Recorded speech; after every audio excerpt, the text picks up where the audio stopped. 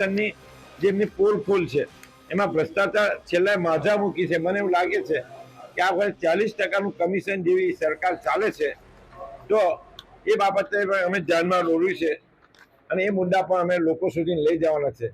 ફરીથી ભરૂચની પ્રજાને હું મારી આહવાન કરું છે કે આ વખતે કોંગ્રેસના લોકોની સાથે રહી કોંગ્રેસનું બોર્ડ બને અને ભરૂચની નગરપાલિકામાં ભરૂચના શહેરનો વિકાસ થાય એવી એ રીતનું મતદાન કરી કોંગ્રેસને મદદ કરશે એવી આશા રાખું.